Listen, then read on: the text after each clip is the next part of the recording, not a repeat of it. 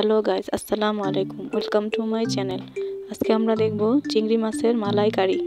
আমি এখানে চিংড়ি মাছগুলো ভালো করে ধুয়ে পরিষ্কার করে কেটে নিয়েছি। এখন হলুদ মরিচ মেখে ভালোভাবে ভেজে নিব।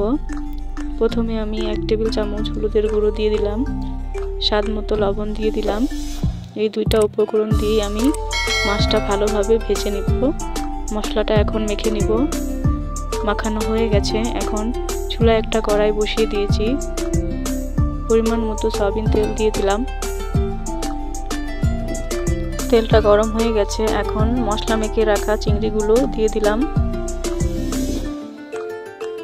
সবগুলো চিংড়ি ভালোভাবে ভেজে নিব।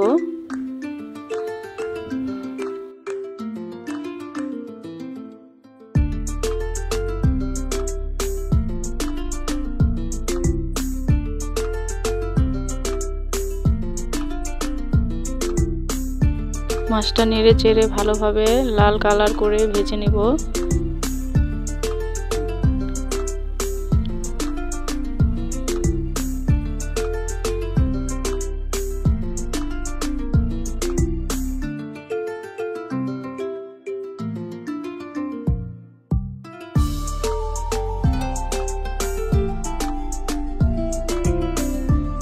মাছটা ভাজা হয়ে গেছে। এখন একটা প্লেটে উঠিয়ে নেব। সবগুলো মাছ আমার ভাজা হয়ে গেছে।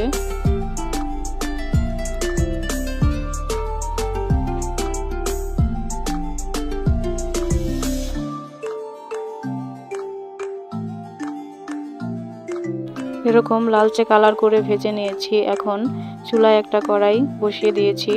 পরিমাণ মতো সয়াবিন তেল দিয়ে দিলাম। ব্লেন্ড করে রাখা পেঁয়াজ কুচি দিয়ে দিলাম। ব্লেন্ডার করা পেঁয়াজগুলি এখন ভালোভাবে কিছুক্ষণ কষিয়ে নিব।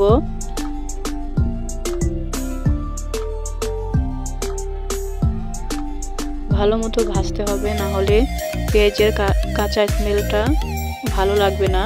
এখন আমি এখানে পরিমাণ মতো আদা রসুন দিয়ে দিলাম। আদা রসুন কিছুক্ষণ কষানো হয়ে গেছে। এখন পরিমাণ মতো পানি দিয়ে দিলাম। ভালো মতো নেড়ে চেড়ে এখন মশলা অ্যাড করে দেব। 1 টেবিল চামচ হলুদের গুঁড়ো দিয়ে দিলাম।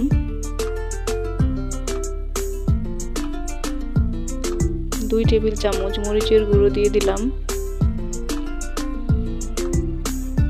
1 চামচ গরম মশলার গুঁড়া দিয়েছি।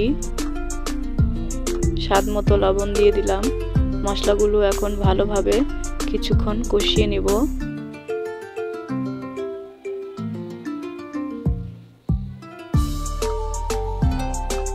মশলাটা কষানো হয়ে গেছে। এখন কেটে রাখা কাঁচামরিচও দিয়ে দিলাম।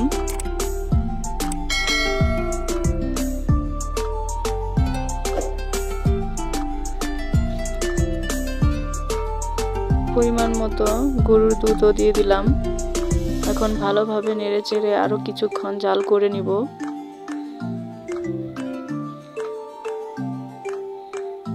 বলক চলে এসেছে। এখন এখানে আমি পরিমাণ মতো ধনিয়া পাতা কুচি দিয়ে দিলাম।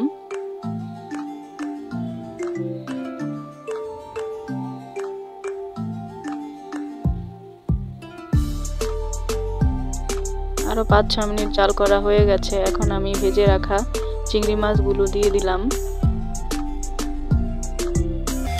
সবগুলো চিংড়ি মাছ দিয়ে এখন আরো 5-6 মিনিট জাল করে নিব।